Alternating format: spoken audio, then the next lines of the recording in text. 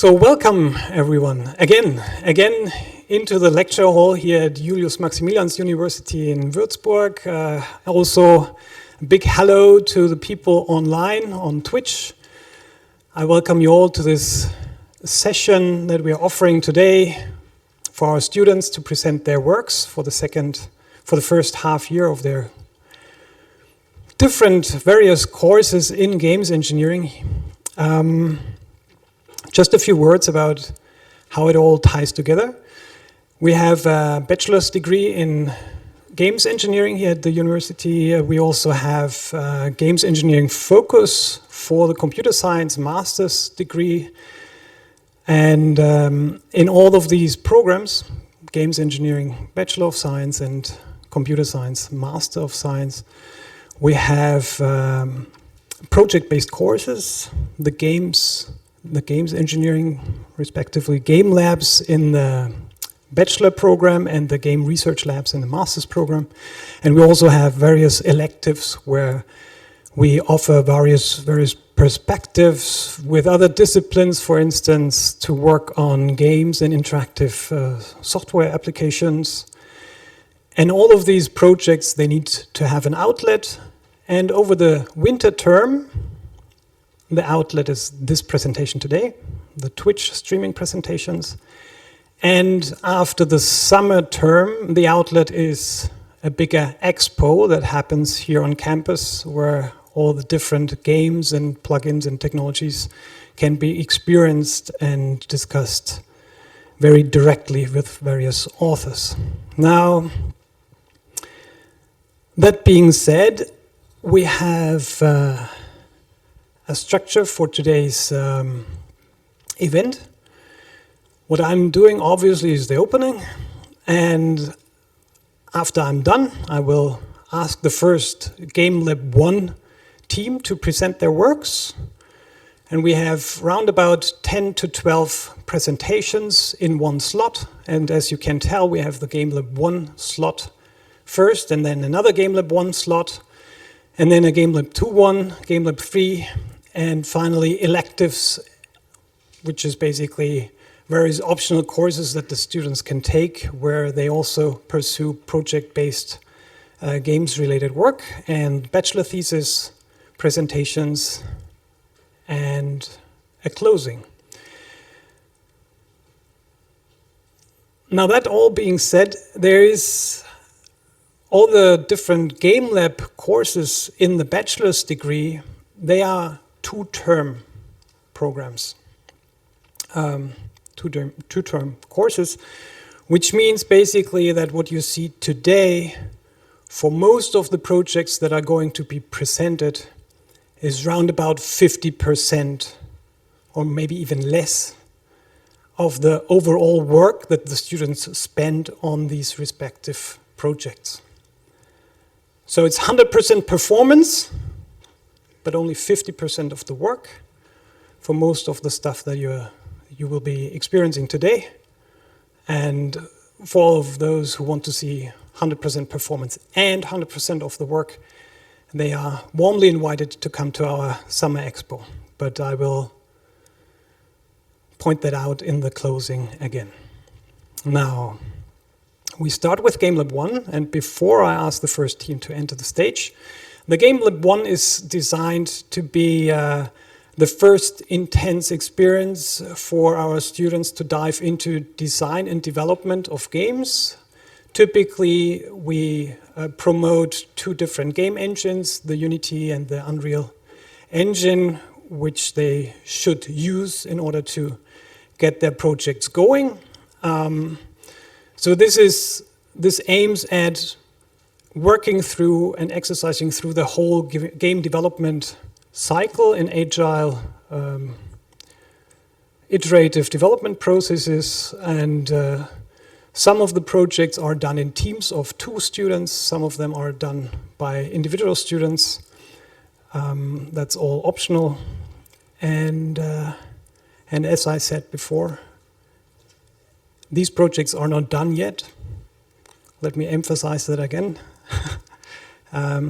After summer, they will be done. But for now, we will gain some great impressions, I'm sure, and I'm looking forward to moderate the remainder of this event today, and especially to see what our students have prepared for you. Thank you.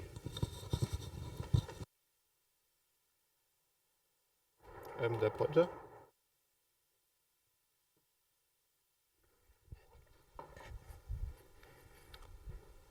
Hello everyone, my name is Christian, and over the course of the last couple of months I've been working on the game Fear No Evil. In this Metroidvania-inspired game, you fight your way through the different layers of hell. In order to get from one layer to the next, the player has to die.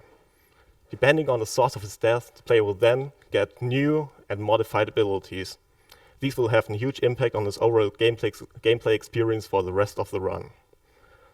At the beginning of each new section, the player also has to face a boss. Dying to him will result in a permanent death. Enjoy the short early look at some in-game footage.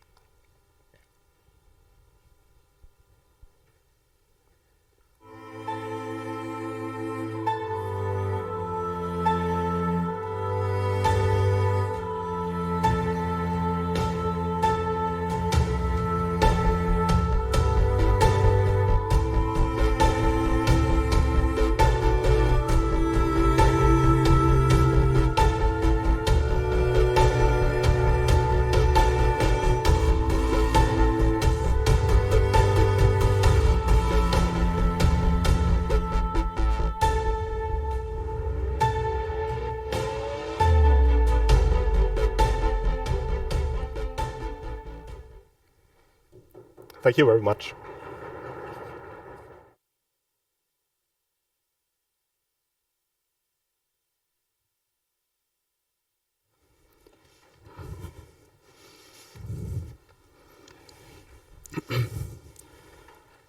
Hello everyone, my name is Adrian Garten. And I'm Karl Becker, and we are going to present our game Get Breakfast.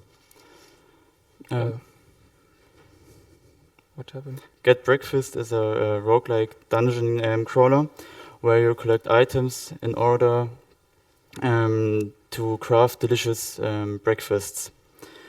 The Deliciometer is in the top right corner and shows you how good your currently run is working. And we are going. Our game will become a serious game because we want to give people more variety in their breakfast. Because breakfast is really important, and also it improves your life by much. And in our main menu, you can see a button called Recipes. There are currently 2 recipes available. You have to collect these items, which are shown there, to get specific power boosts, which is shown in the Deliciometer and also in the character abilities.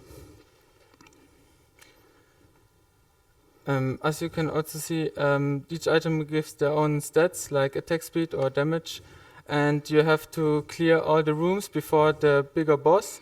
Which each boss has their own story on why he wants to kill you and why he spawned. In this example, we still need him for the food plate as shown earlier in the recipes. And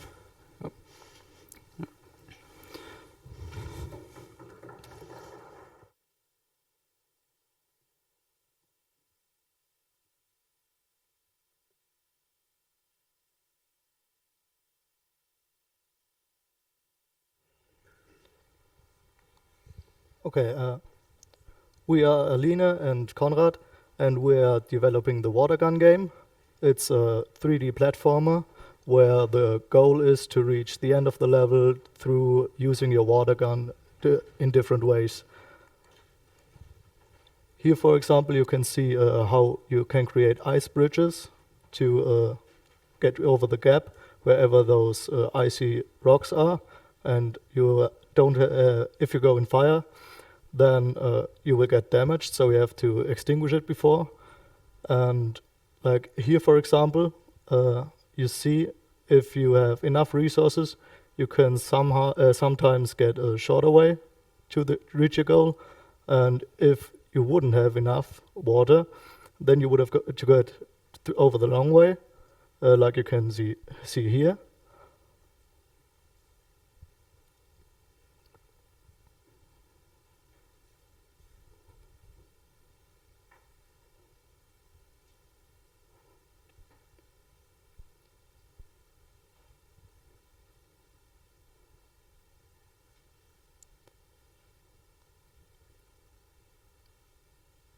Yeah, as you can see, the long way is always the more dangerous way and leaves more room for mistakes and failure. And this would have been the short way, you see. Thank you.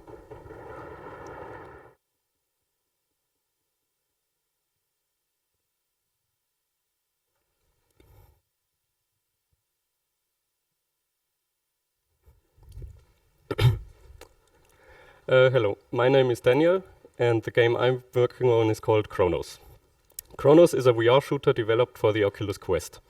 Instead of a gun, the player has the ability to stop time for everything but himself. So, and when the time is stopped, the player can change the environment by taking objects around him and rearranging them.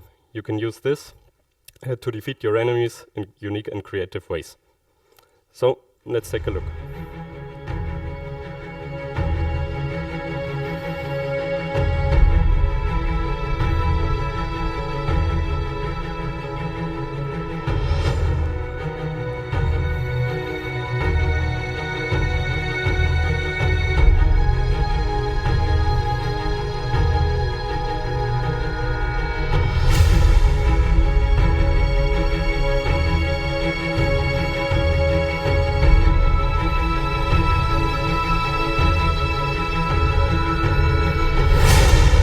Thank you.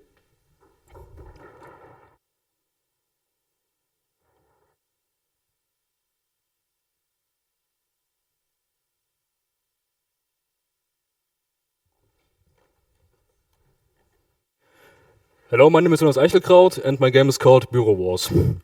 It's a 2D mini arena in which you have 4 weapons to fight off 3 different kind of enemies, and the storyline is you're a janitor in an office building, and overnight the furniture has gone mad, so you have to destroy it.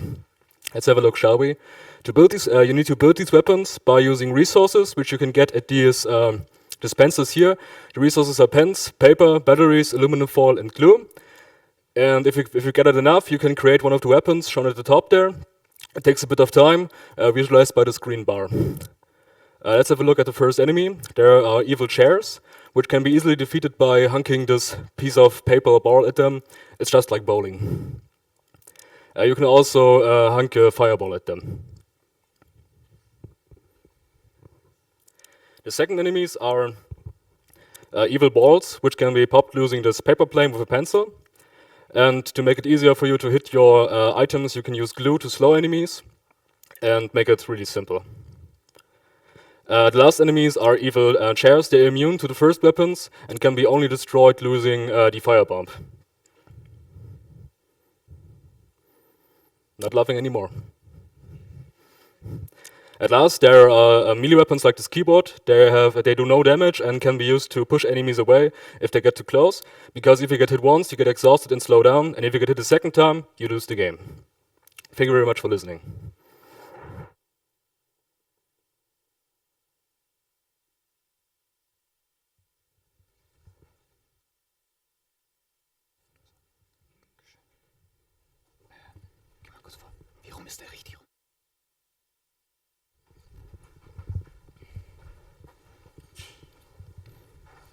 Hi, I'm Fabian Schmidt, And I'm Hermann Fröhlich. and this is Shadow Walk, which we're creating in context of Game Lab 1 since the last half of the year. Shadow Walk is a jump and run puzzle game where you make your own paths to get through a level by using shadow-like objects. These objects are created by hitting the corresponding other object with your lantern. But think fast and move faster, because your interaction time with the shadows is limited by the amount of remaining lights and the blue bar. And here is our trailer.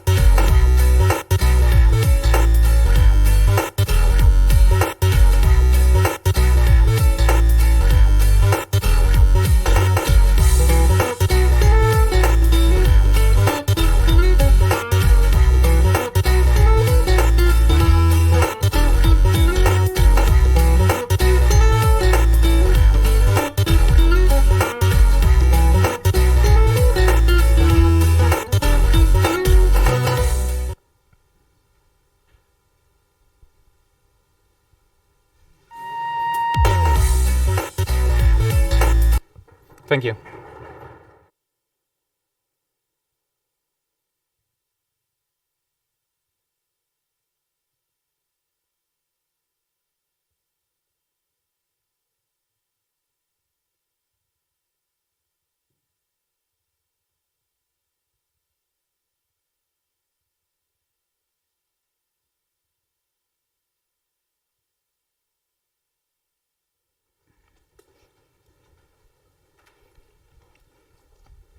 Hello, we are Amelie. And Annika, and we are currently working on our game Illuminate Escape the Darkness. It's a VR puzzle game where, for the Oculus Quest, made with the Unity game engine. In our game, you're trapped in a dark room with only one light beam to guide the way out. In order to escape, you have to reflect and alternate this light beam to move through and in the end out of these rooms. Objects like mirrors will help you with that. The limited movement is also a challenge for the player. You're only able to walk within a small radius around the light beam. To show our mechanics in action, we prepared a trailer for you. Please enjoy.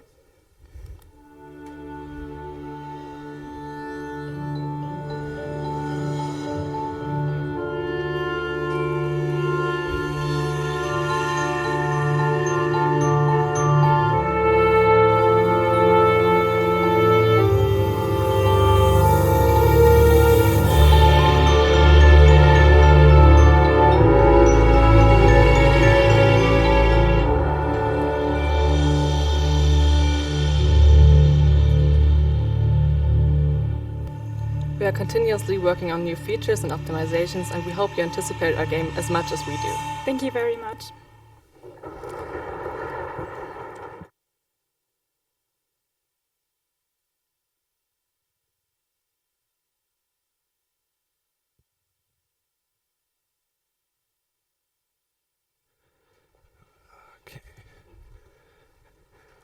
Hello, my name is Wenzel Hünting and I'm currently working on the title Masterplan.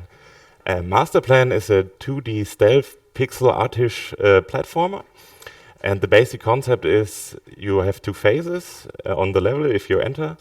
At first you have access to a security feed, for example the camera feed, and through that security feed you gather informations like position of the obstacles or the objectives. And then in the second phase, you use these gathered information to guide your way through the level and create your perfect master plan. And enjoy the trailer.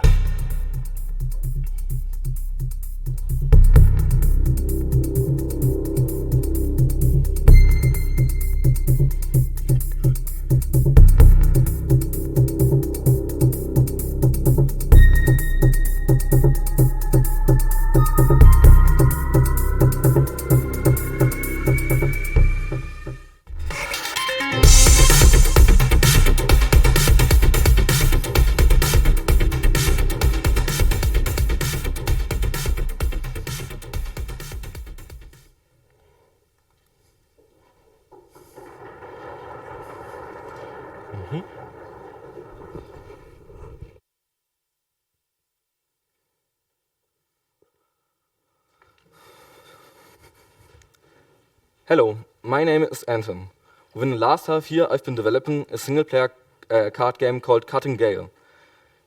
In Cutting Gale, the main focus lies on the second resource bar called Energy. Energy allows you to overcharge your cards and thus amplify its effects.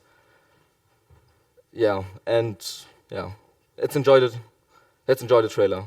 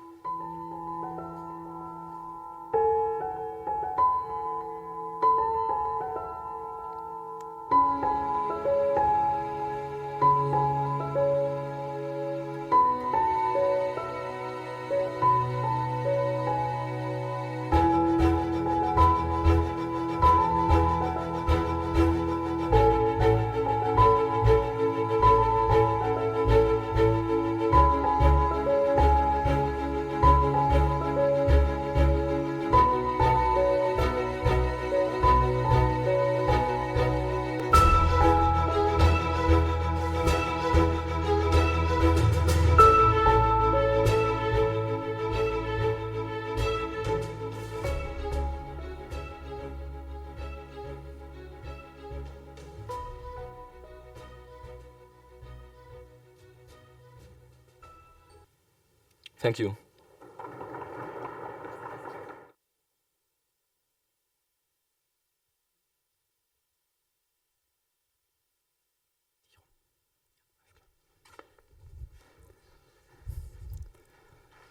Hi, my name is Jan Klein, and I'm developing Pigeon Disaster as my project for Game Lab 1, a two-player co-op game about two pigeons that rise up against their human suppressors to regain freedom. Players will advance through levels and have to solve riddles and fight bosses. To do that, they will do what pigeons are known for. They will search and find items and combine them into projectiles that help them best for their current situation. For example, if they run away from enemies and hide in a room, they might want to glue the door shut. If they have to disperse a crowd, they can use a stink bomb to make them flee. Let's have a look on my trailer.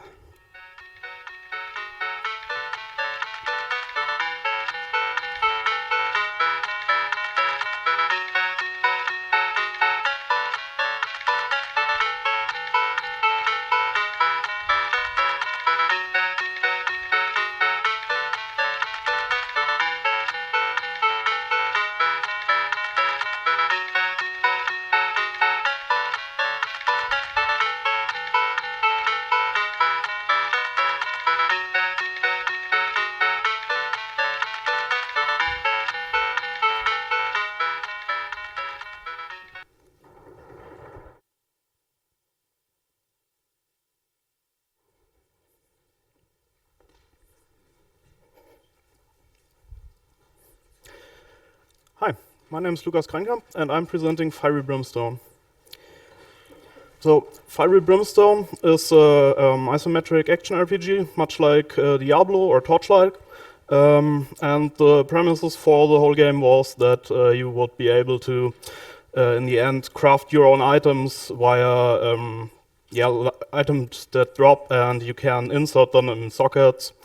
And in this way, instead of gaining items with random stats, you gain random stats and items where you can socket a specific number of stats into maybe other effects like bigger size or more movement speed, and combine those together to create your own items. So currently I was focusing more on the core concepts and the combat, and I have still some minor problems with like the AoE abilities, but apart from that, I should focus on the system now. So.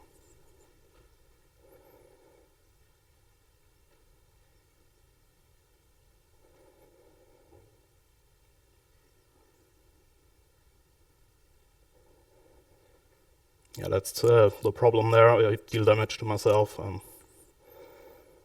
Haven't figured that out yet.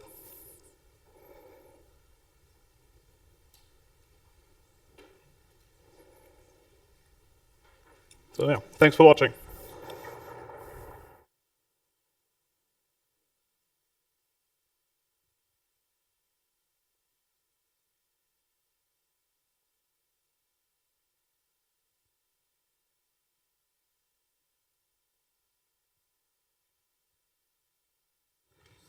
No, apparently it's time for questions, and so I was sitting next to our Twitch moderators, and I've been following up a little bit on that, and it seems there are no questions currently. Any questions from the audience?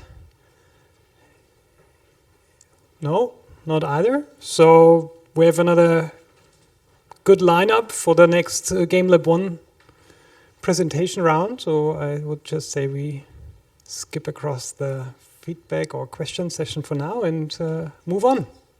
Okay.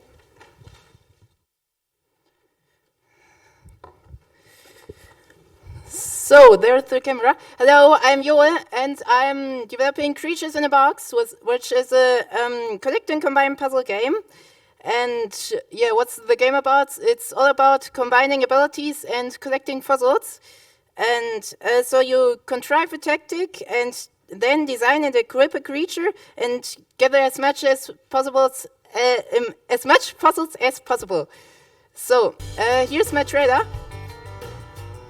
At first you have a quick look on the level you will play in, then you create a creature and equip it with abilities, design it a bit with codes, and then if you're finished, you can click play, and then you can gather as much puzzles as possible with that creature. And the levels are built in that way that not each creature can get each puzzle. So at some point you need to get back to the editor and change your creature, and then build another creature with other abilities to get the rest of the puzzles. And why you should get puzzles? Because they give you other body parts when you finish a level. Yes, thank you.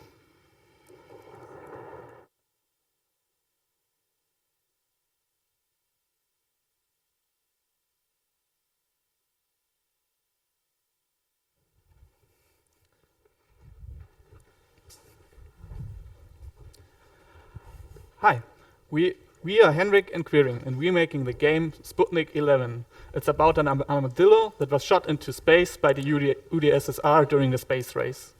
Generally speaking, it's an action shooter with focus on fast movement. The core mechanic being that the character can bounce off walls and only move with a jump pack. With that being said, enjoy the trailer.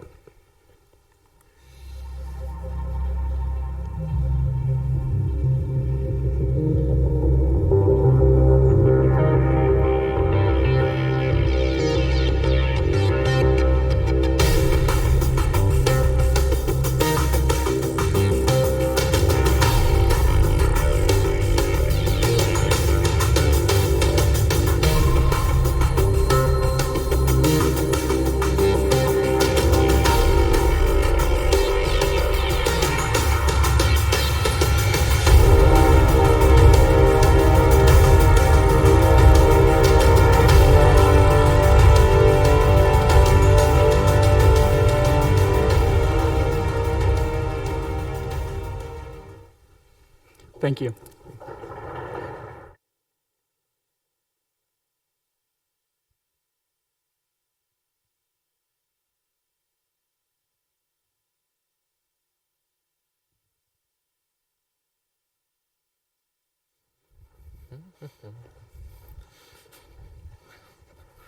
Hi, I'm Nico.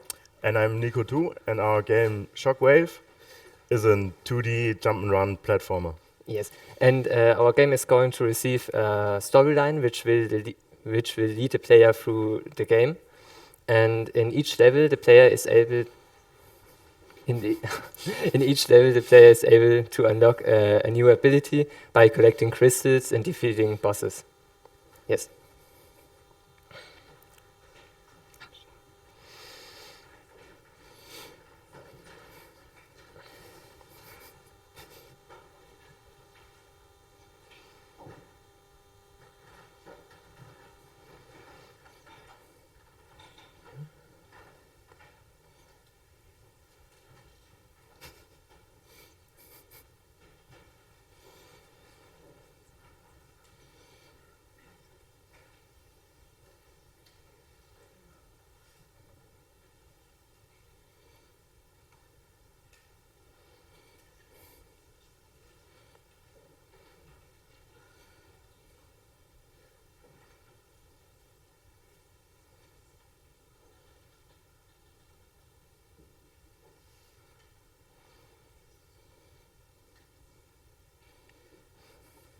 All right, thanks for watching.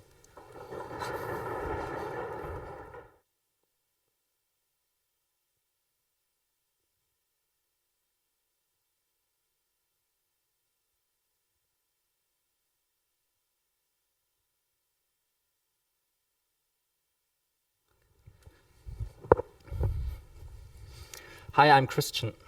I'm Niklas. And for our Game Lab 1 project, we are creating the VR game Magic Gestures for the Oculus Quest. In our game, you can cast spells with gestures. You must defend against enemies from all directions. The spells have different effects depending on the gesture and the element. For example, the damage depends on how fast you move your controller. And the goal of the game is to survive long enough to be rescued. Yeah. Please enjoy the video.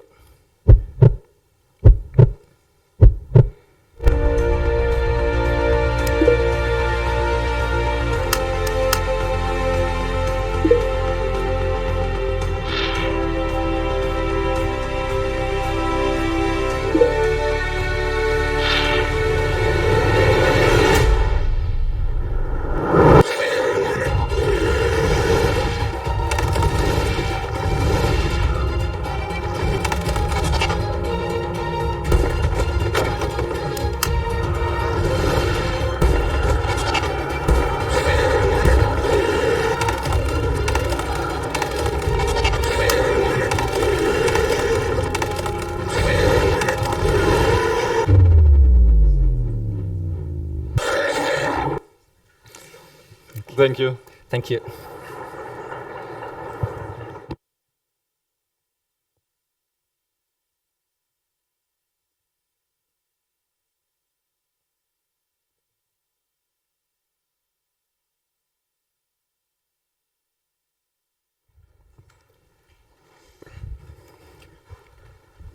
Hello, I'm Pirmin. And I'm Raphael, and our game is Chaos Fighter.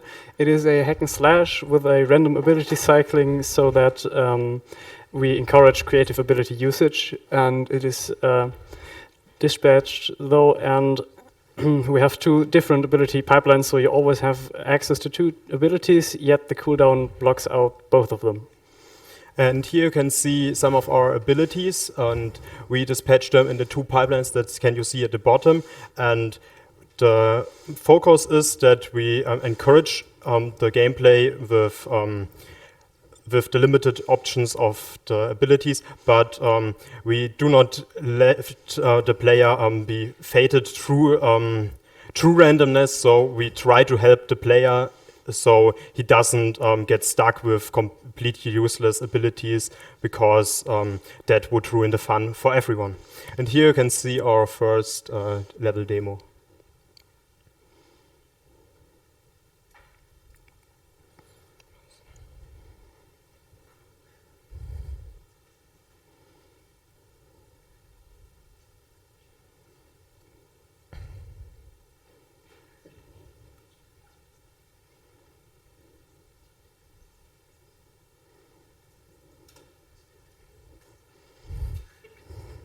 Well, thank you for watching.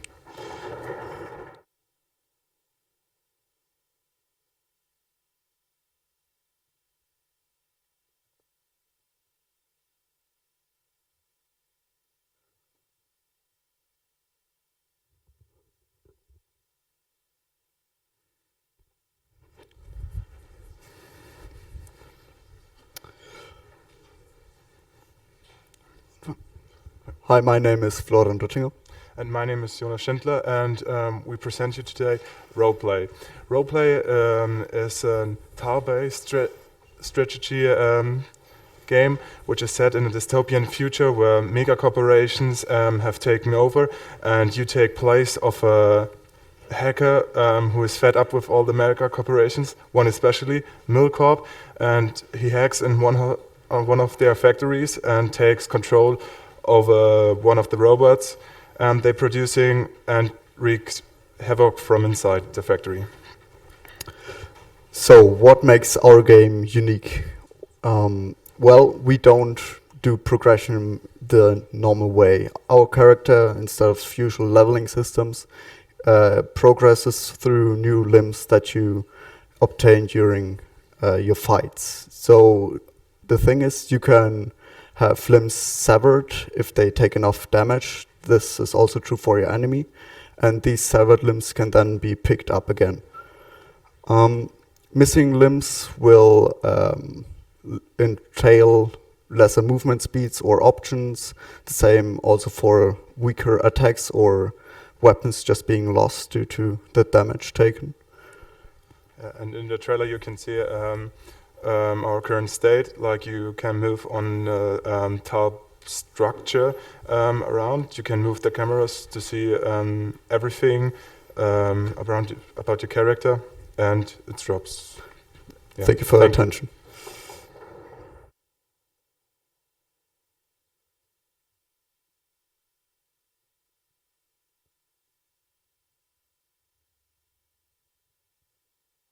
My name is Felix, and I'm developing the game Chaos Painter. The Chaos Painter is a mix between jump and run and the riddles game. The main aspect of the game is that you have a 3-colored paint gun, and you can paint with the color the blocks around you. And each color has a different effect on the blocks. So let's see some in-game footage. So you can just paint the blocks around you and have fun with it, or when you paint longer, you will have the effects. So for example, the blue effect creates a sphere where you have better stats like movement speed, double jump. The green effect will create new blocks around it, so you can also interact with them. And the red color will destroy it and will deal damage around it, so you can damage the enemies. Yeah, these are the enemies. They will hurt you, and they will paint the blocks black, so you can't interact with them for a short time. And if you want to kill the enemies, you have to damage the blocks or kill the blocks with the red paint. Yeah, thank you for watching.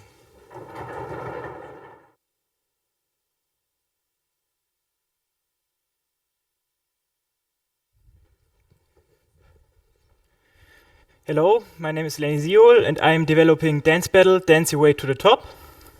Dance Battle is a 2D RPG in which conflicts are settled with dance battles, and it is completely controllable with a dance mat. So on the left you can see the dance mat, and on the right you can see the gameplay. You can do your average RPG stuff, talking with NPCs. You have an inventory with items that give you different stats and dance moves. And of course, you can interact with enemies to start a dance battle.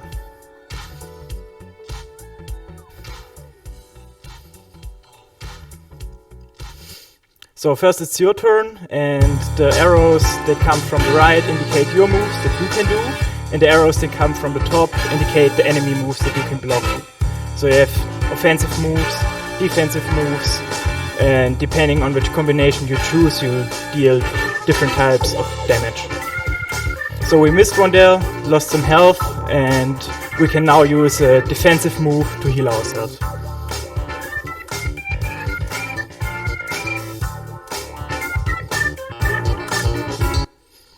Thank you.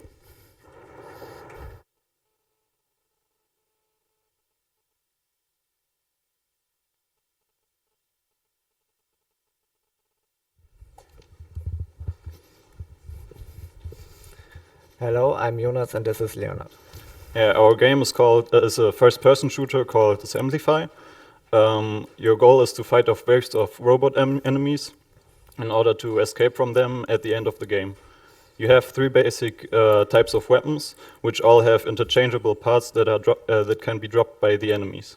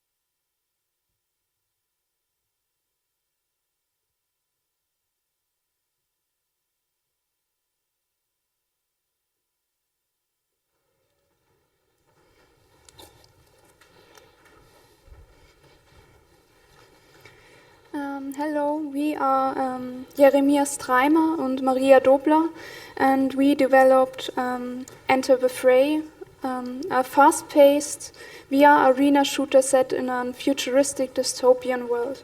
And we are happy now to give you a short glimpse into our current, rather raw state. The goal is to survive and reach the end of the level while shooting and skillfully reflecting attacks with a shield. We will add enemy types, implement additional features, and polish the environment.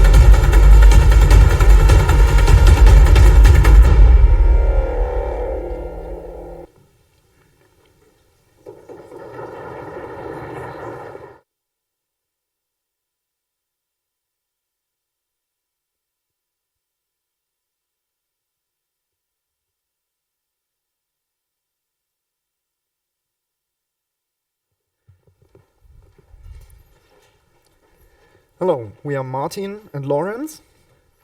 And today we will show you our project Sphere Fighting. Sphere Fighting is a VR shooting game with a arcade-style enemy waves and a high-score system. The interesting thing about our game is that you can control the bullets mid-air. There will be different types of cannons, all with varying varying types of interacting with the bullet. For example, one cannon will pull back the bullet in a straight curve, and one will point the bullet with a laser pointer. We are planning on making a multiplayer co-op mode, where multiple players share only one bullet and have to pass on the bullet to the next player to kill as many enemies as possible. We will now show you a short clip to demonstrate what our current prototype looks like.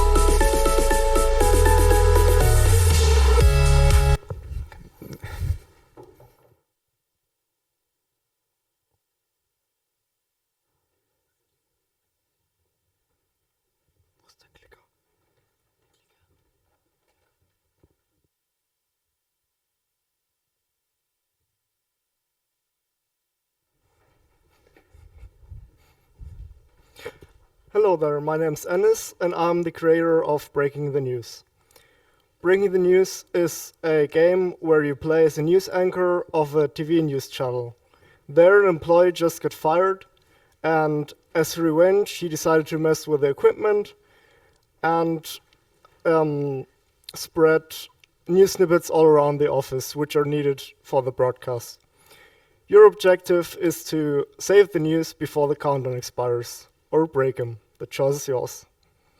Here's my trailer.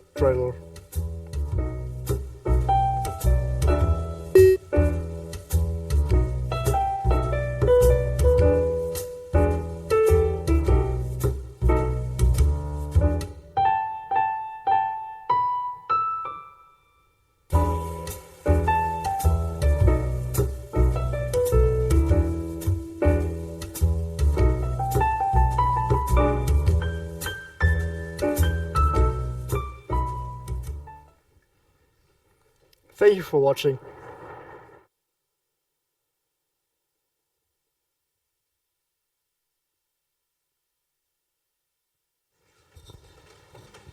So again, we have time for questions, and I already saw some questions coming from the Twitch channel, and one of them that I read or overread briefly was whether it's adequate or fair, I just quote loosely, to have you develop a game for a whole semester and only assign you 5 credit points for that.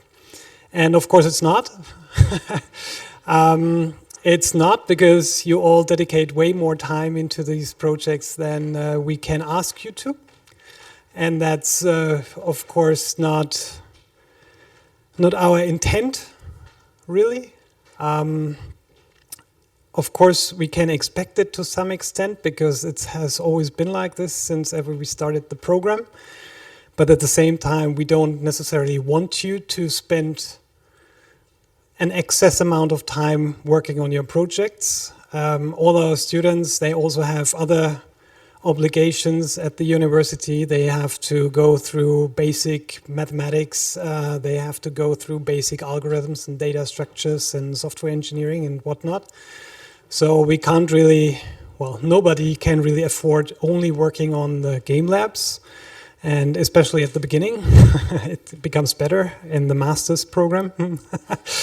Little wink here. So it's not fair, and it's also not fair because when you start diving into program development, there's so much to take in and to process and actually to get your hands on.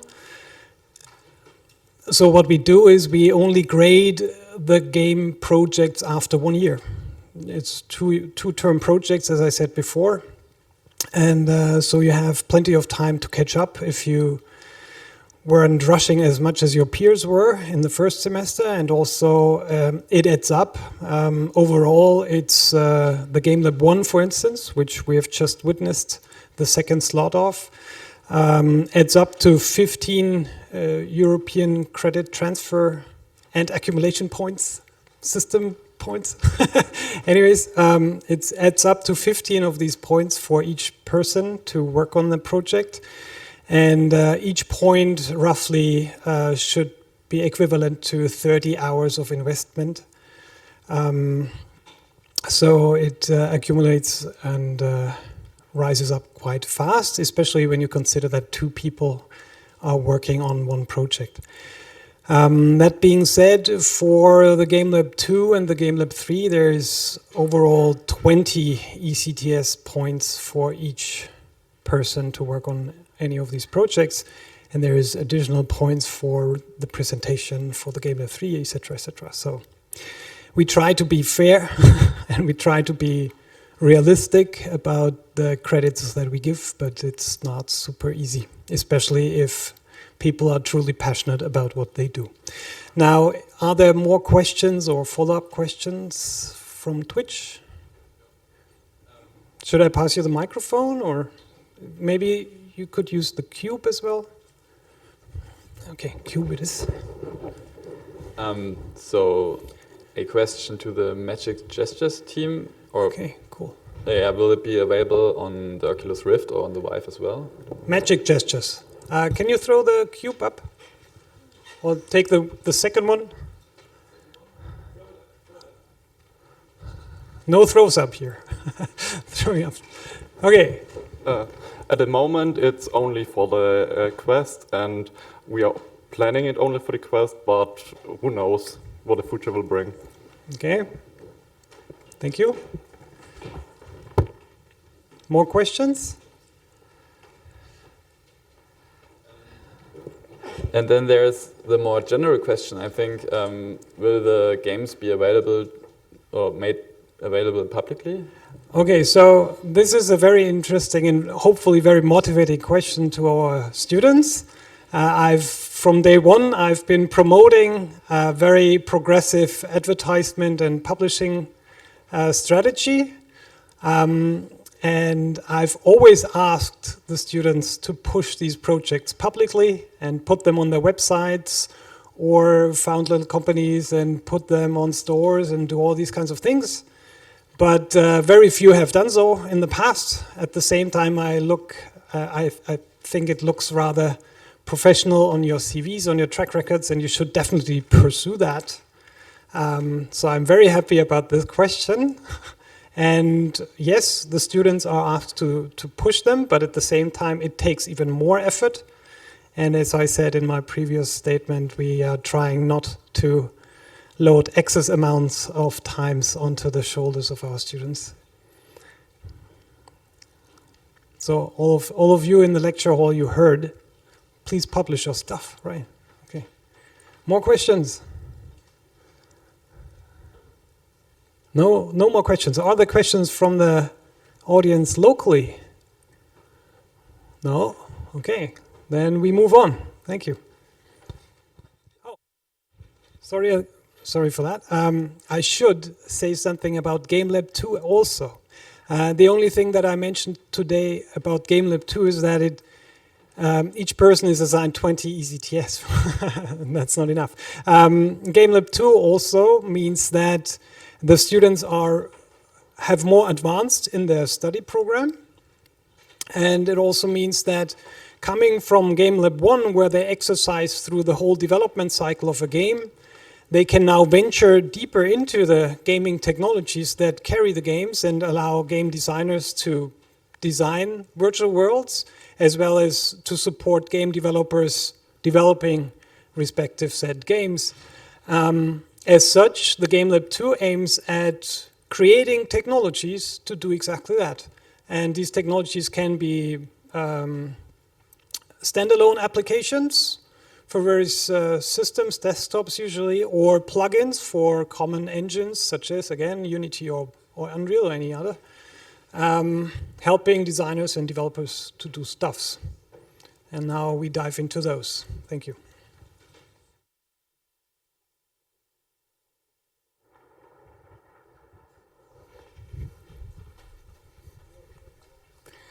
Hello, we are Max, Philip, and Elisabeth, and we welcome you to our presentation of our project VRUX.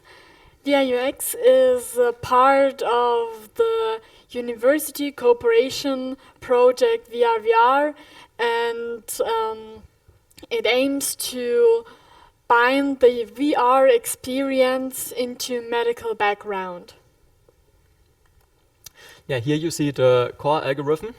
For our project, it's so-called RPPG, and it allows you to measure the heart rate via a normal webcam or another camera in general. As you can see here, the algorithm we use, we compared it with a Gear S3 smartwatch, and the results are so far pretty acceptable. To determine the stress, we also use the Bayevsky stress index. A possible outcome could look like this. And we also wrap the whole thing into Unity to use it as a plugin. Thank you. Thank you very much.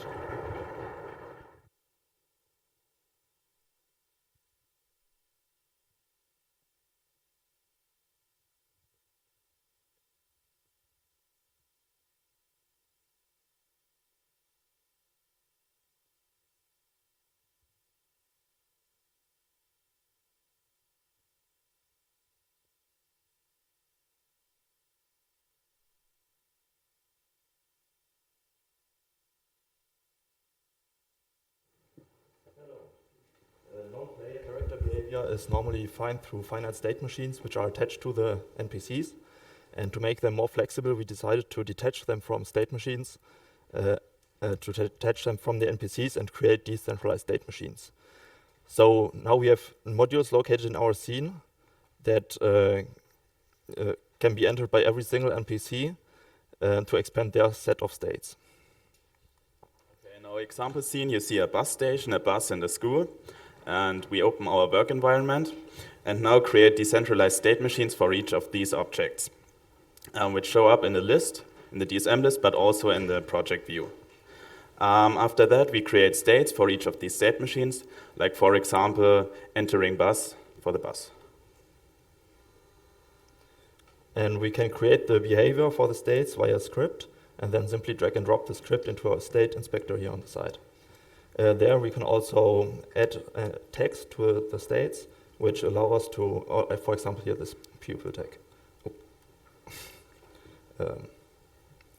I messed that up. we had a little bit more of the video slides there.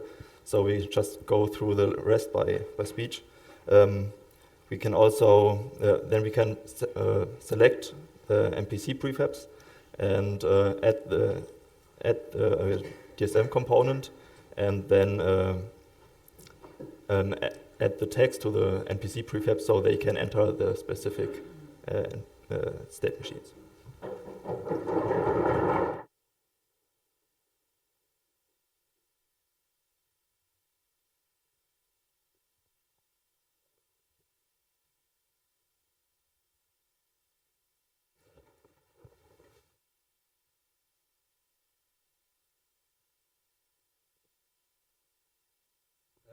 We are Tobias Kutik and Ruby Bogacki, and we are presenting Secureal for Unreal. Modern games have a lot of sensitive and data streams that have to be protected. And that's where our plugin comes into play, which we are currently developing in our GameLab 2 course. We provide network security, so you can also encrypt your data and send it. And the main interaction is going to be via blueprints. This is basically the visual scripting tool for Unreal Engine, and we're going to provide multiple encryption types. But here's a trailer.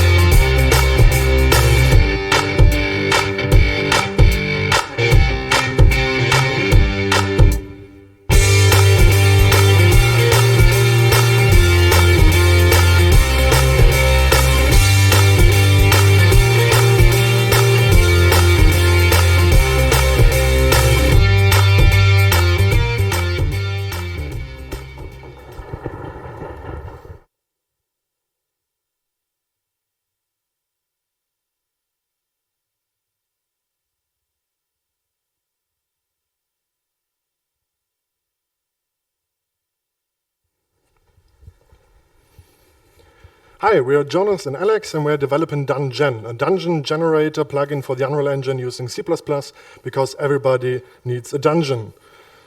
Our main target audience are designers who want to create and design a procedurally generated level without the need of coding or even using blueprints, while still being able to use their own assets.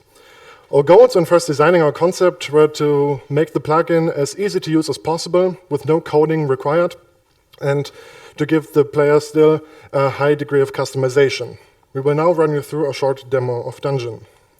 You will first be able to choose between three kinds of levels: side-scroller, top-down, or 3D. You can then set up the size of the level, choose a tile set, and a room type. The tile set describes the rooms or tiles the generator uses to piece together a level. And in the future, we want to implement a content browser to review your tile set and an editor to create new tiles from within the engine. As soon as you specify the amount of rooms to be spawned, a live preview will be shown, so you can change around values until you like the result. Location and connection constraints are still in development, but would, for example, be that the green room can never be next to a red room, and the red room will always be in a specific part of a level. Thank you.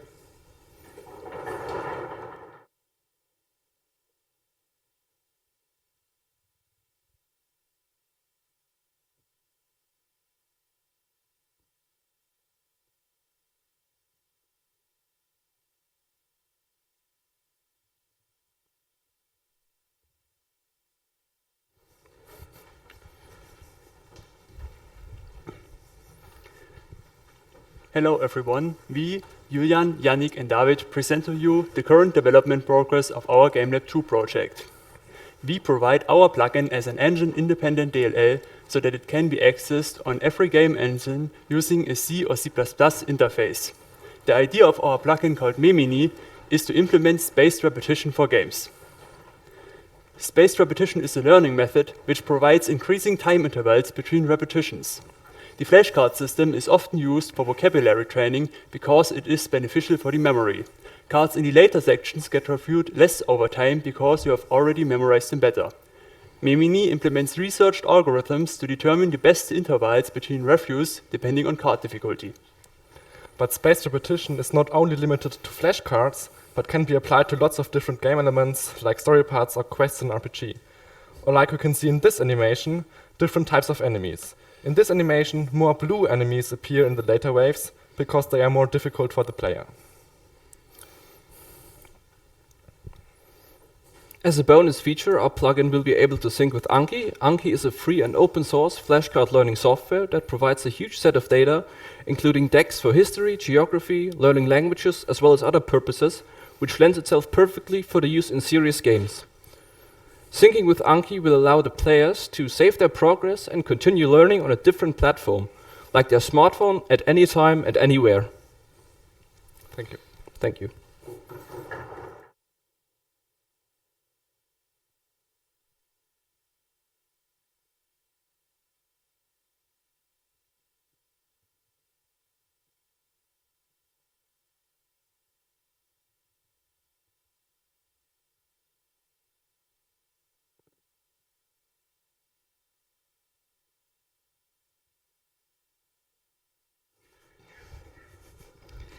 Hello everybody, this is my friend Justus Maurer, I'm Timon Riedelbauch, and we made an automated shooter spectator plugin for Unity.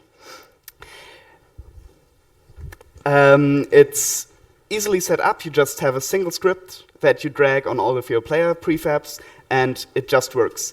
And our unique selling point is we do automated prediction of interesting scenes. So we predict the action and automatically switch the camera to the perspective we find most interesting at the moment. It works out of the box, but if you have some special elements in your shooter, you can easily customize it to fit a wide array of games. So next we're going to show you a demo video which depicts our plugin in action, and it's a standard situation out of a first-person shooter. In the top half you're going to see what's happening in general in the scene, and then in the bottom half our plugin will automatically switch to the most interesting perspective that is available at the time. So now the blue player has line of sight, so it switches to him.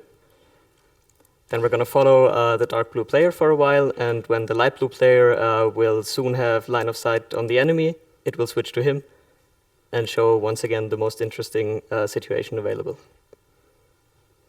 Thank you.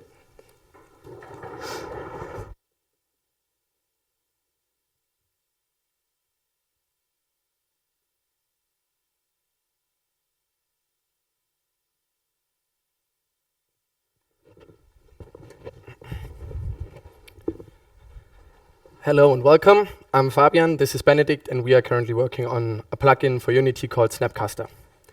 Our goal, or our idea, was to create a plugin that simplifies the creation of a spellcasting system in Unity. Our goal, thereby being, is to provide a simple and intuitive user interface for game designers and developers alike. I have a short demo video of our workflow. Here you can see our main menu where you can choose what type of spell you would like to create. And you can also set some variables such as icons and animations and the range and all that. In the game it will look like something like this.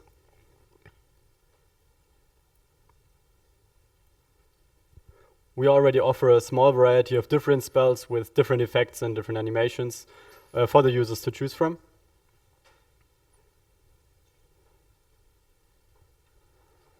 Also, the health bar and the mana bar are part of our plugin, so the users don't have to worry about that. During the upcoming semester, we mainly want to focus on adding way more pre-constructed spells for the users to choose from, while also enabling the probability of using custom spells. Thanks. Thanks.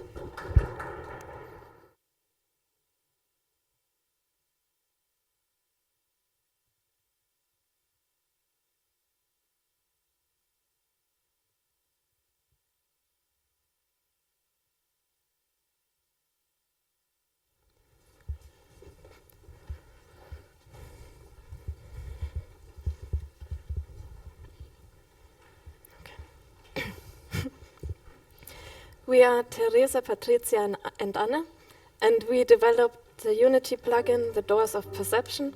It provides various ways for altering someone's perception state. In our editor VR example, you can create unique experiences by mixing effects into perception states. When entering triggers, they create a perception state graph. Of course, the common way to create these structures and even nest them is using our Doors of Perception visual scripting editor. We group effects into 3 fields: reactions, vision, and audio. The reaction effects, for example, are defined by behavior changing scripts. The whole perception states are connected to each other by transitions that cause a smooth blending between the effects. We realize the visual effects by using post-processing shaders, and in the field of audio, clips can be added and then modified by using snapshots. Perception states can be grouped for more structure and clean graphs.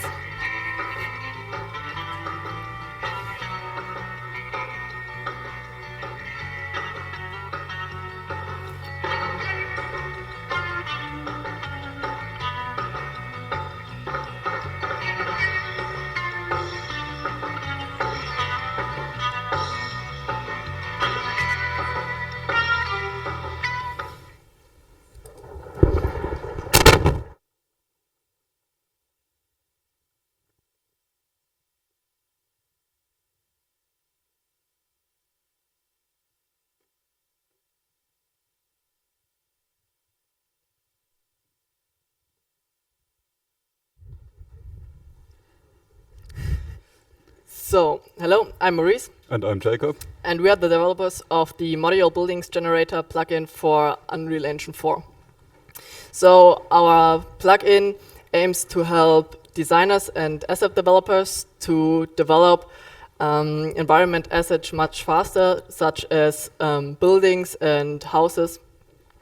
It works so that the plugin helps the user to set up assets with grammatical relationships to each other, and the generator then uses those grammar and additional restrictions to generate different buildings. And here's a short demonstration of it.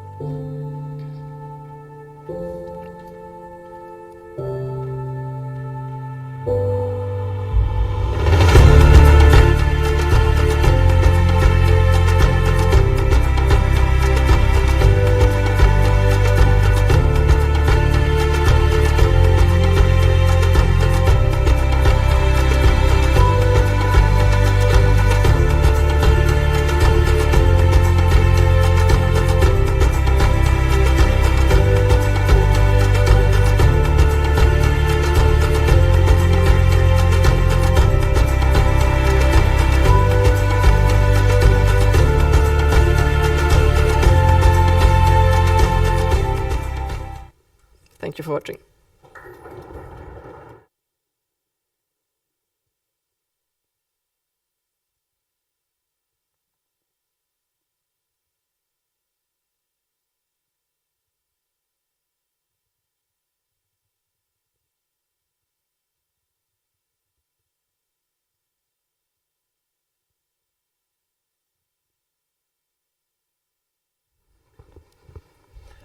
Hi, we are Cem, Tobias and Patrick, and the working title of our project is UE4 City Generator.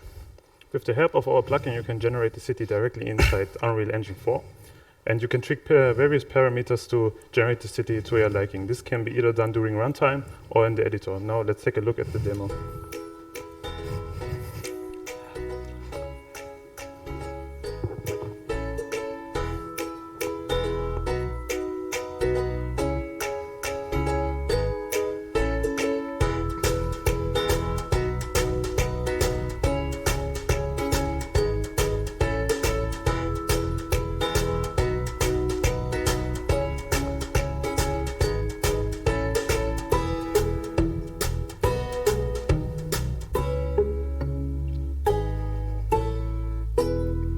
As you might have noticed, we only have a few parameters for testing right now. So for our next steps, we are planning to add more and better parameters.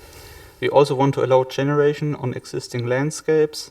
And finally, we plan to allow the user to specify assets like buildings and parks which are used during generation.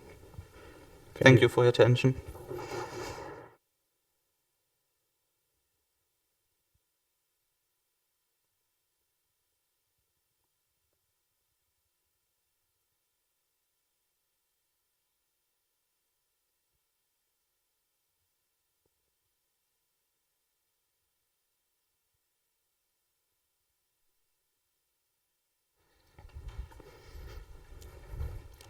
Hello, I'm Linus. And I'm Julian. And we're developing the Merging Worlds plugin. In our plugin, it is possible to merge multiple terrains into one bigger terrain. And on the bottom right, you can see a colorful map, 2D representation of the map. So one color represents one biome. Yeah, and you can also scale and position the terrains within the color map to your liking. And we're also focusing on blending the materials together. And now a preview of the plugin. Yeah, we have here one terrain which consists already of multiple terrains.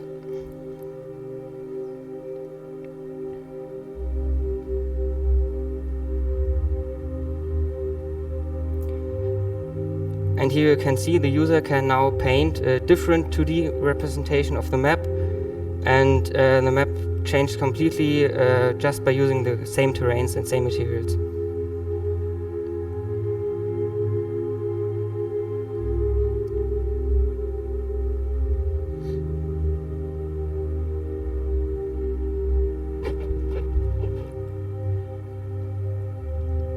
Yeah, and that's the 4 height maps we merged together to one.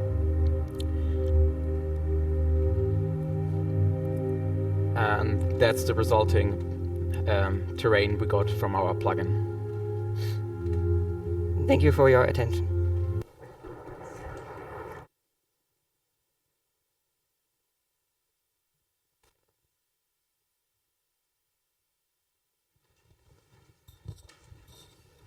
So I was so distracted by the presentations that I did not overlook any Twitch questions that it came up. So a big question to Christian, whether there was anything. Yes, there was something. For the auto spectator people? Auto spectator team. Okay, throw the cube, please. So the question is, how do you guys predict when an enemy is about to enter line of sight? Well, we are not entirely sure about that. There are several ways. There's the standard method, the standard filter, which you use for movement prediction. The name currently escapes me. Or we'll just save the state and linearly extrapolate the way the player already went and check line of sight on the linearly extrapolated position of the player. We'll have to see what works and what is performance heavy. More feedback on that or questions? No other questions either? Just stunning and awing. Okay, so we will move on to our last presentation slot regarding the game labs. It's Game Lab 3 time. So far we've worked through the Game Lab 1 projects where the students go through the whole design and development cycle. What we saw last were the Game Lab 2 projects where they work on technologies to facilitate or open new dimensions of game development and game design. And now we arrive at Game Lab 3. In Game Lab 3, basically the students emancipate themselves from a priori existing game engines and develop a game or several by themselves based on OpenGL and other low-level libraries. And then after they have developed their games, they then go into their code and try to to refactor it properly to create according engine modules, ending up with sort of their own first game engine that they can then reapply for other games with similar genre perspectives. Okay, and without any ado, we dive into that.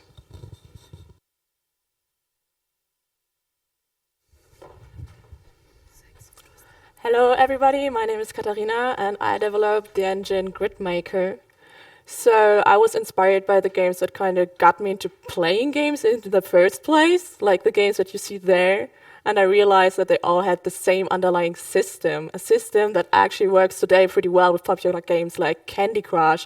And that is they have a grid filled with tiles which invoke actions and gameplay possibilities and affordances based on the tiles, or that is the kind of tiles that their neighbors are. So I decided to implement an engine with a straightforward system allowing exactly that to have tiles with connections, which where you are able to implement logic based on whether they connect or don't connect. So we have some nice stuff here that I don't have time to explain, but it works with 2D, C#, and an entity component system.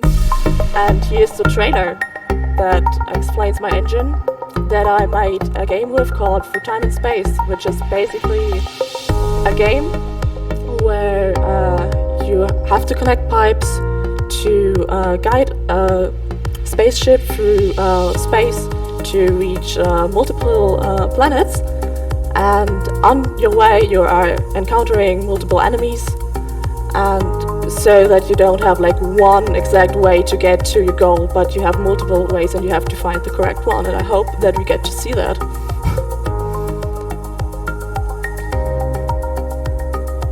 We don't, I'm sorry, but I still hope you enjoyed.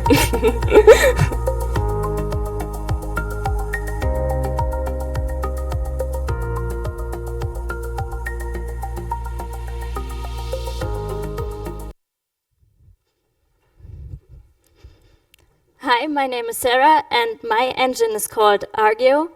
It's my focus was mainly on integrating augmented reality with basic engine features. So my applications built with the engine will work on Android and systems. And my second main point was integrating GPS, so detecting someone's location. And that all probably sounds a bit like the popular game Pokemon Go. And the game I'm currently working on is quite similar, but there's also a learning perspective because it's about walking around in nature and finding new flowers and learning information about these species of flowers. So you spot the flowers and then you add the location and learn new information. And to motivate the player, you can collect points for all your actions. And in my video, you can see my current progress. It's mainly about the augmented reality. So the environment is scanned, and then it looks for surfaces on which one can place augmented reality objects.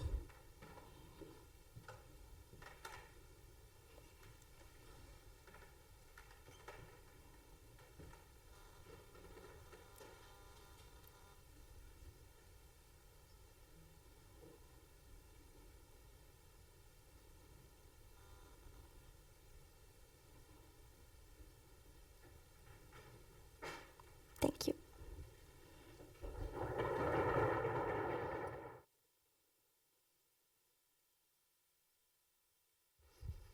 Hello, my name is Daniel Götz, and I'm presenting Modulive, my game engine. First of all, the engine has two core features.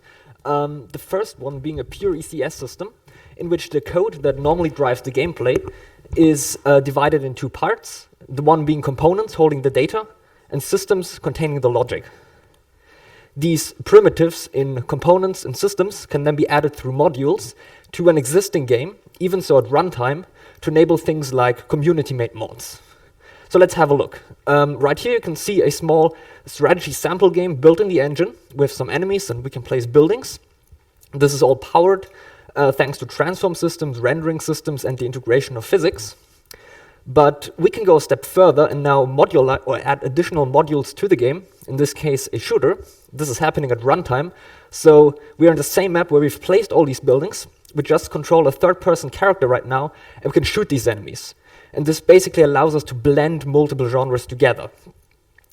And this is more or less fully fledged. There are no real limitations. So we have a full third-person shooting system. But we can go a step further and now goof around a bit and load a module called Mario. And as you might guess, we are now Mario instead of just a cube. And we can stomp on enemies. And all of this is possible thanks to being able to add this low-level code in these ECS components and systems to the engine. So thanks for your attention.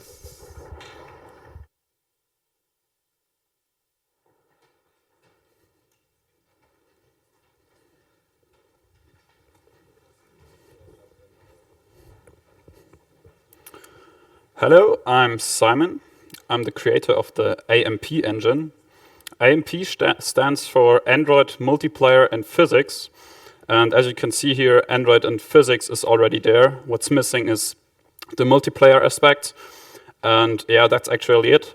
And the next upcoming features will be an animation system and of course the multiplayer component fitting in a very nice game. And that's my trailer.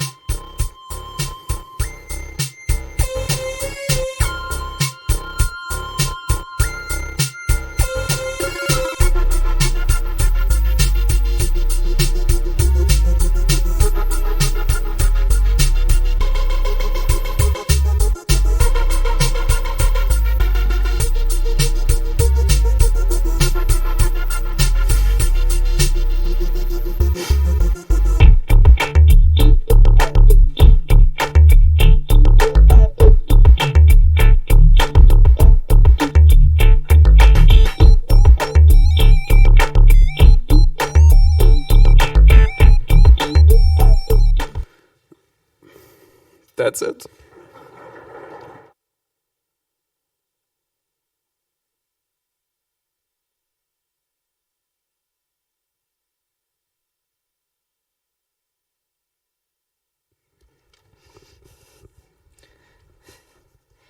Hello, my name is Lea Kohl and I am developing the engine Kohlemotor. As a motivation, I'm developing a game called Innkeeper Simulator, in which the player manages a fantasy tavern. It has many RPG-style elements, as for example, skill trees. Here, depending on the skills chosen by the player, the NPCs react differently to them. Furthermore, the player can change certain aspects of the fantasy world by, for example, strengthening a certain guild. This could, in practice, mean strengthening a certain religion, which leads to a higher beer price, but also a higher beer quality in general. For me and many other developers, this way of making a game where the player can freely choose how they play their game can be a very tedious task, since we have a seemingly endless list of causes and a seemingly endless list of effects that always need to be linked. So with the Kohlemotor, I want to change that by having essentially an easy user interface, which lets the developer create new causes and create new effects, and then link these with one another visually. It also features an editor where the developer can essentially decide which effects can be used on which classes and what exactly should happen then. Thank you for your attention.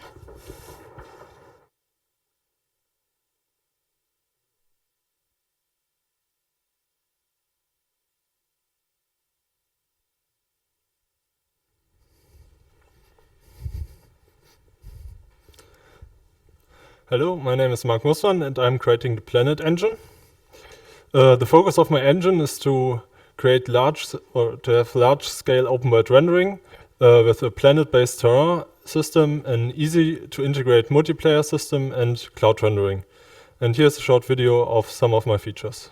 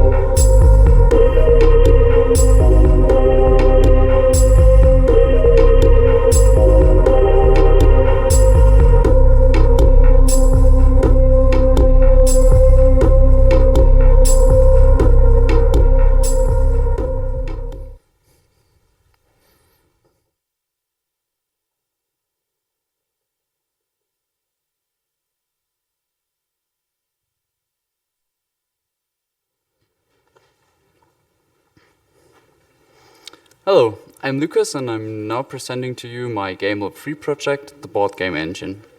The Board Game Engine is an engine for developing board games, or if you have a new idea of a board game, you can prototype really fast your game and play it then you know if you like it or not. With my engine you can easily include online multiplayer in your board games, so you can play your favorite board games with your friends online. And my engine will be template oriented for the common board game parts such as cards, figurines and boards. So if you want to include these common board game parts, you can easily use the templates and then you have these parts in your game. Thanks for watching.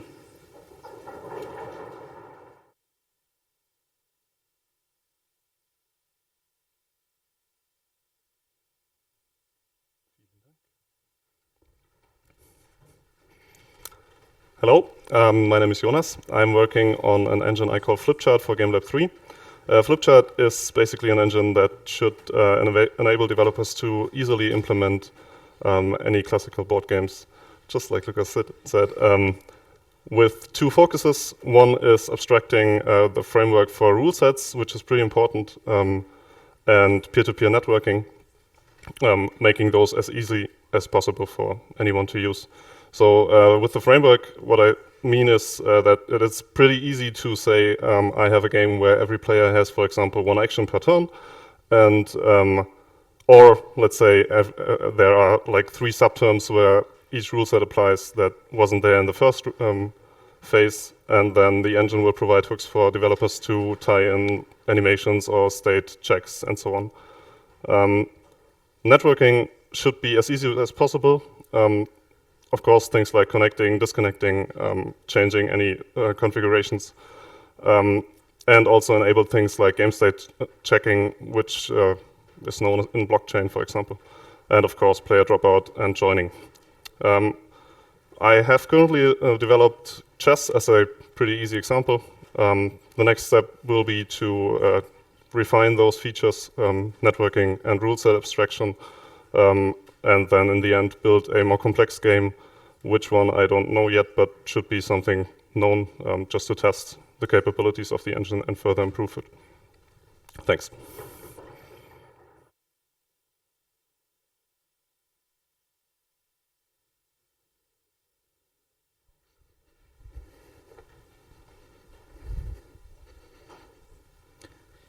Hi, I'm Peter, and I'm currently developing PIM, which is an infinite scaling puzzle game engine. So, infinite scaling puzzle game engine, what is this even supposed to mean? It means that the player scale can change indefinitely. So, this allows us to create levels which are nested inside larger levels to create really cool effects. Because we have this level nesting, there are probably very many lights in our scene at a given time. That's why I implemented a deferred shading system, which allows us to theoretically render an arbitrary amount of lights. So to create these levels, there's a system in place which allows us to convert images to create playable levels. And in this image, we can see there are bright red and dark red markers, and the bright red markers represent a button which opens the dark red door, for example. So now let's have a look how this currently looks in-game. So now we see the level, and we can just walk towards it and will be scaled down accordingly. So on the press of this button, we can see that the wall disappears. Then that's the wall which was drawn in the image we've seen before. Now these are pretty basic puzzle mechanics, but now we're going to walk towards the interesting part. And now this is basically a copy of the same level which is nested inside the larger level, and if we walk towards it, we are going to be scaled down to match the size of this level, and we can just do this indefinitely.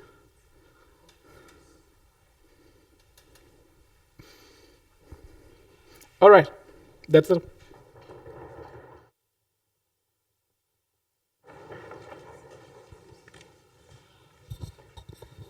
Q&A for GameLab 3. Any questions from Twitch? Yes, Christian is taking over.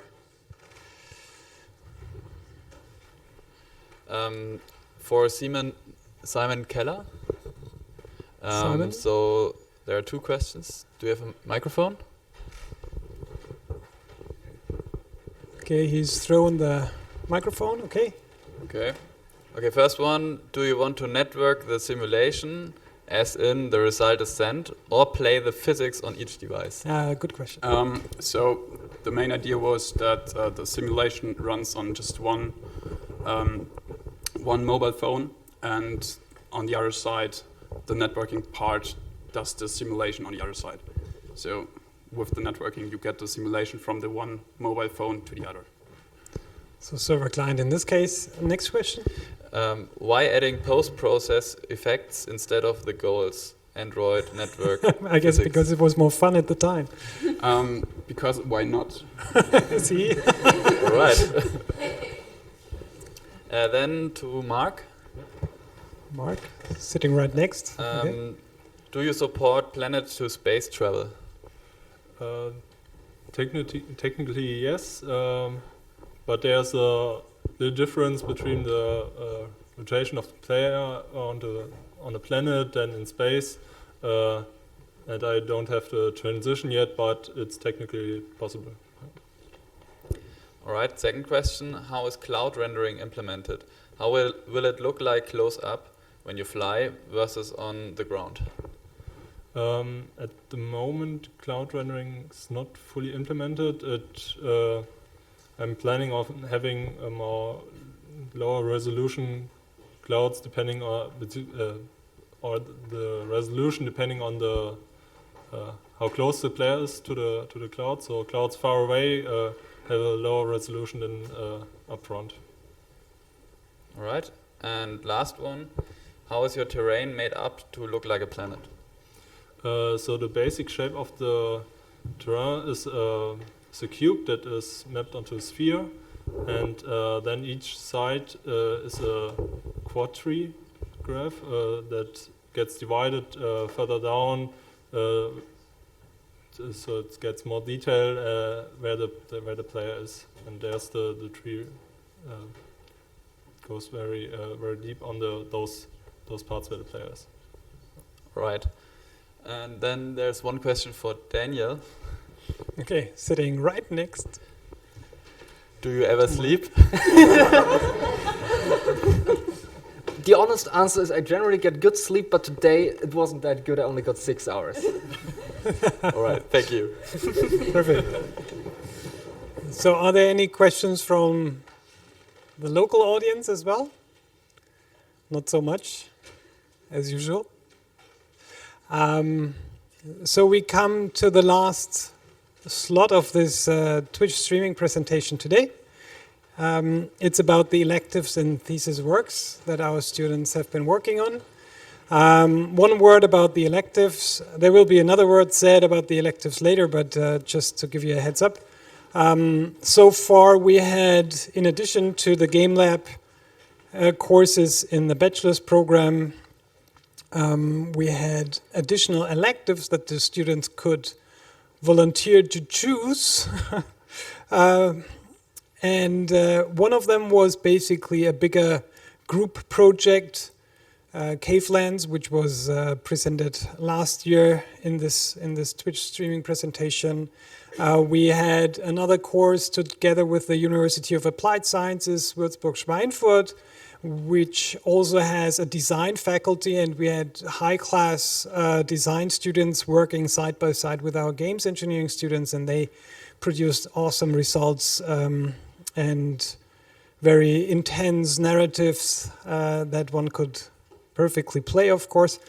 And the last iteration, which was basically this semester, was together with Dr. Julien Bobineau from the Romanian bullshit. Sorry for that.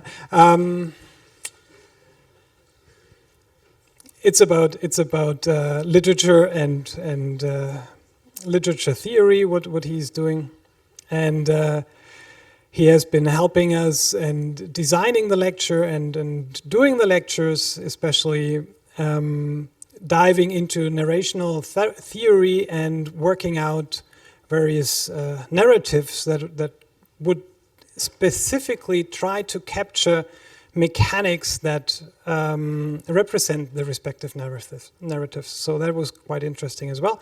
And we'll see some of those now. And we are also going to see some presentations about the thesis works of our students. All the bachelor thesis in the Games Engineering Bachelors of Science program has to be presented as well. And so we'll see some motivations and results there as well. Thank you.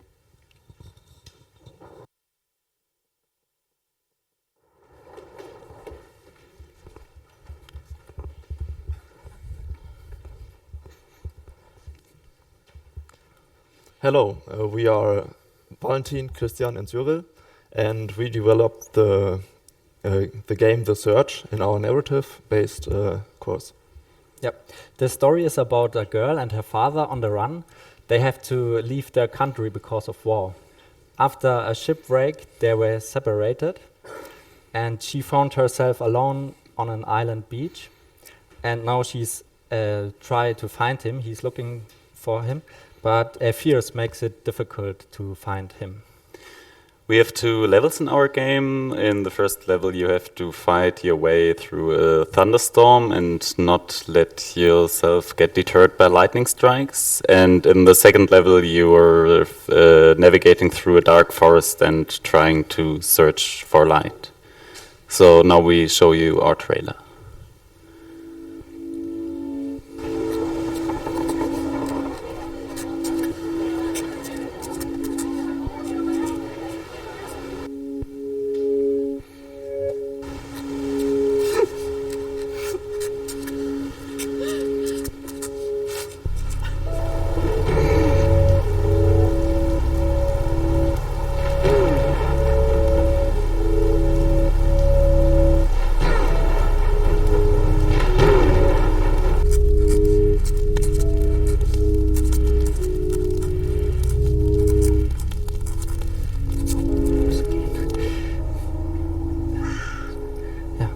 Thank you for watching.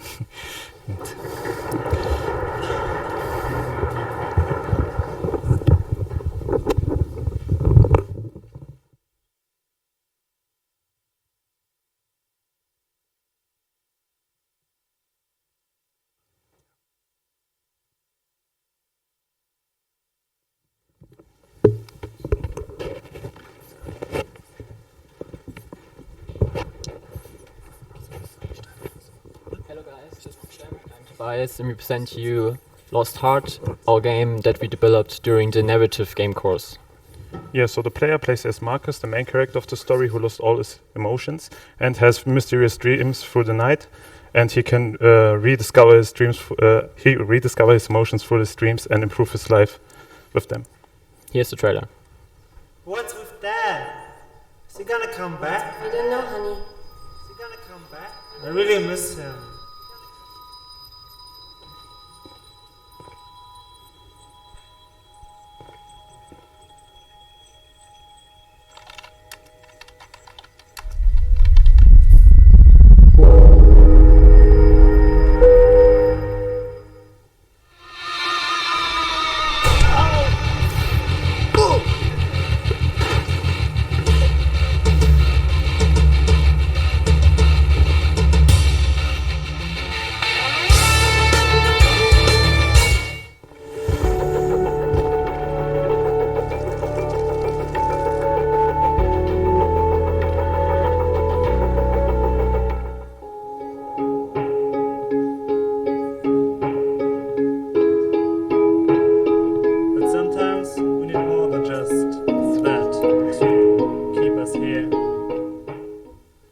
Thank you.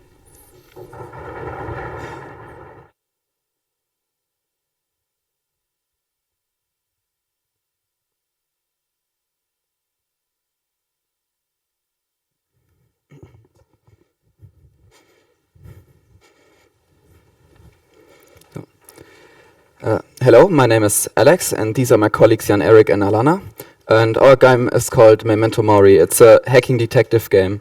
In the game, the player has the role of a close friend of a hacker who vanished without a trace. And now you have to find out what happened to him. The the game is turn-based, so you capture nodes and try to hold them while not trying to lose them, so you can hack other PCs. It's story-driven and it has some puzzle gameplay, as you have to remember which nodes you need to hold in order to progress the game. And here's our intro cutscene.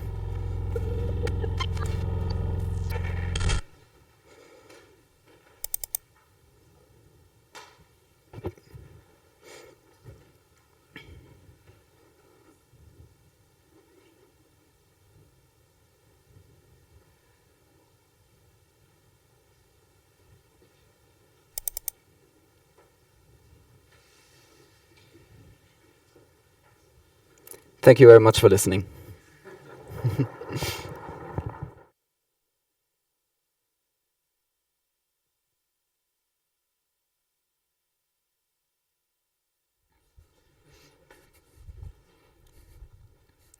Hey, I'm David, and I'm presenting my bachelor thesis, Efficient Simulation of Boid Swarms in Unity. As part of my thesis, I'm developing a project for Unity as a framework to be used within Unity as a plugin, and I'm providing various predefined Boid behavior patterns, such as the usual separation, alignment, and cohesion, but also a framework for integrating user-defined behavior patterns, also efficiently simulated on the GPU for the performance, because it is designed to work on very large numbers of voids. And because I'm integrating the system into Unity, this is also a great part of my thesis, where I'm addressing the physics integration with Unity physics, the collision with Unity colliders, so forth, optimization of Unity Unity-defined interaction, and also the rendering, because many boids create many vertices. So far, I have this basic boid simulation with separation, alignment, cohesion, goal attraction, and some simple collider. Yeah, thank you. That's it.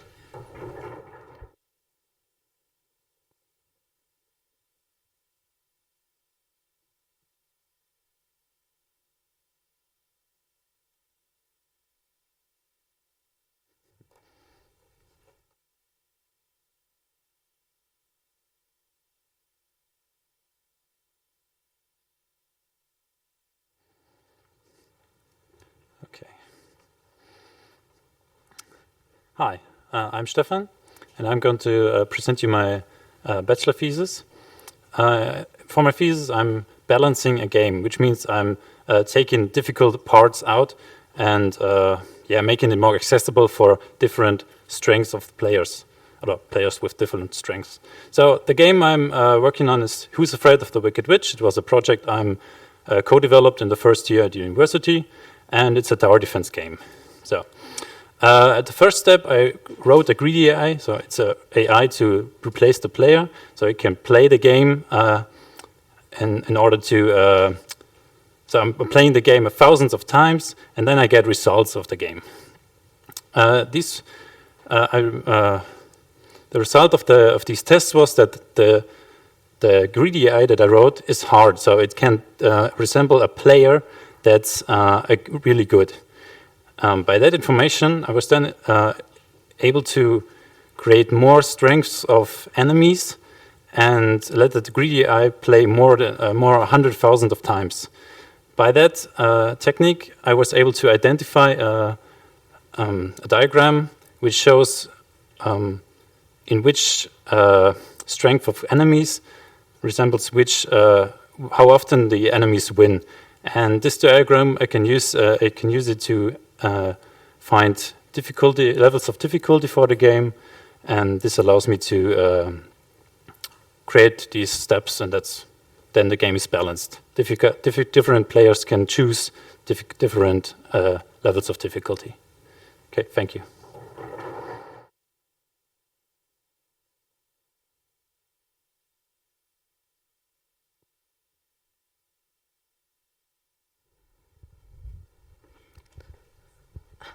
So, hello again. I'm going to motivate my bachelor thesis with the topic procedural generation of distinct player objectives within predetermined environments. So, levels generally consist of multiple components, and generally they are designed manually, especially for one or more of these components, but they still have to struggle to achieve replayability. A lot of games solve this by applying procedural content generation, but as procedural content generation can be pretty unpredictable, there are some popular games out there which combine it with the manual design. So we have Left 4 Dead, whose designers declared that for replayability it is not as important to give the player a new environment to discover every time, but to give him a new challenge, that is, new player objectives every time he enters a level. So, taking into account this point, I am trying to examine the question of how to achieve this, to have different player objectives generated in a predetermined environment. Yeah, so these are the main questions I'm going to follow, and I am very curious about what's going to happen. Thank you for listening.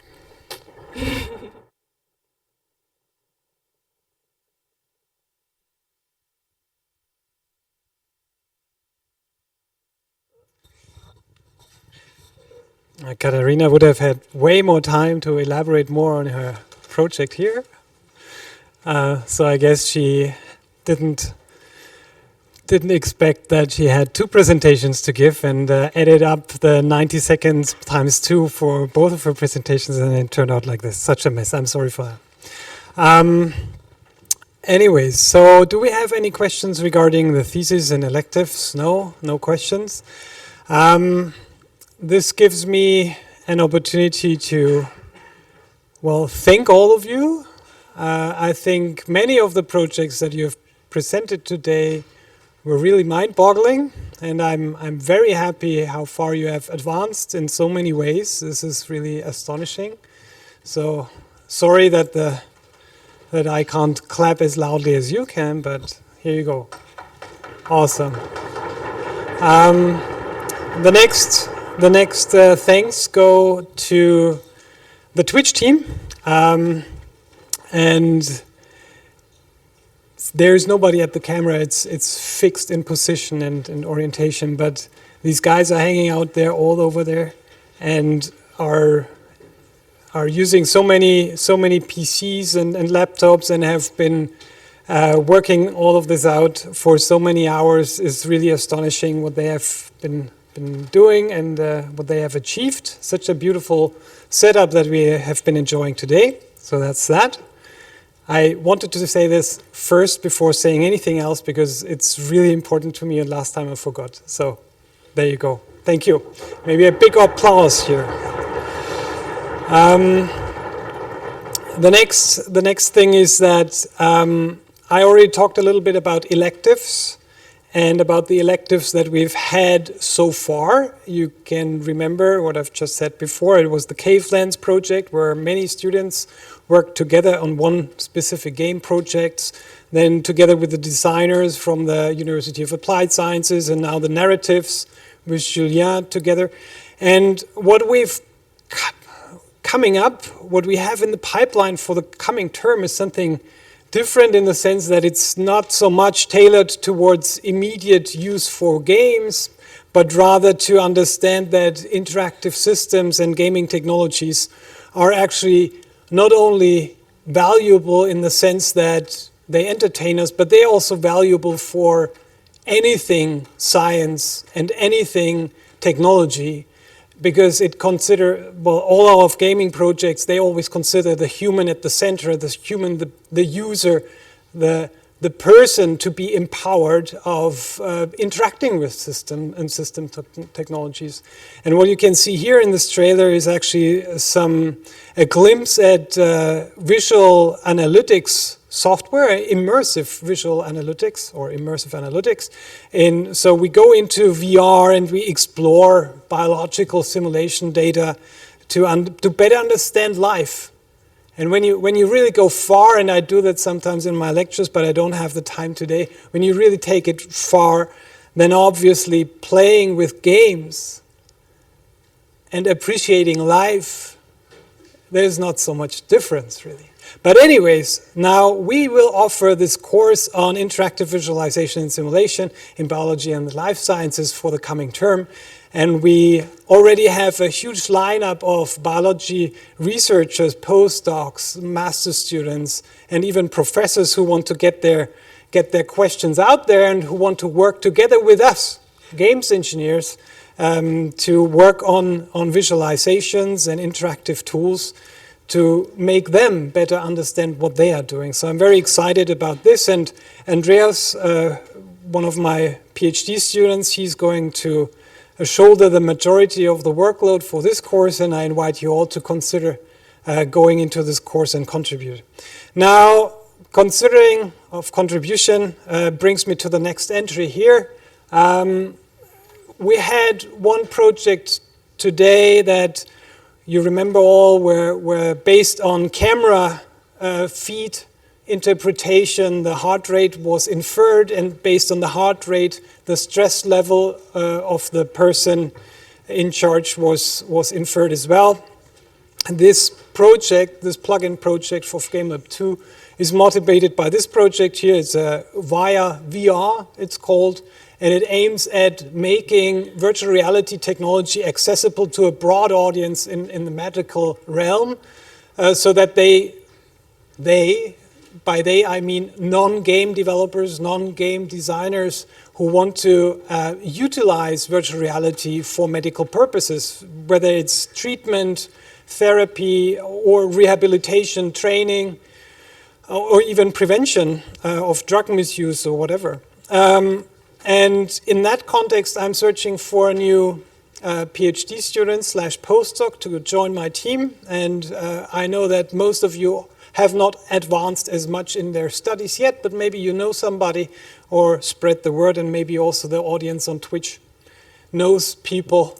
I'm sure they do.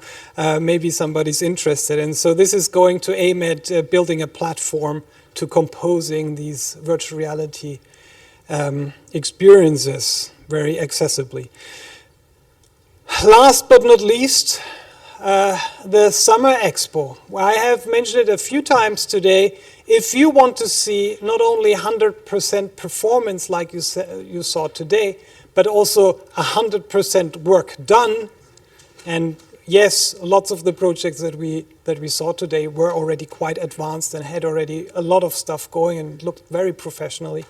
But still, there is still always stuff to do, and other projects still have to catch up, etc., etc.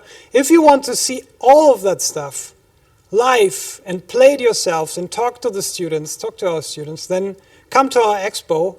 It will take place on Friday the 24th of July, and it will basically go on the whole day here on campus, and I'm happy to see you all again, and hopefully see the Twitch audience in person as well. And all of that being said, we are done with today's Twitch streaming presentation. Thank you all again so much, and over and out. See you.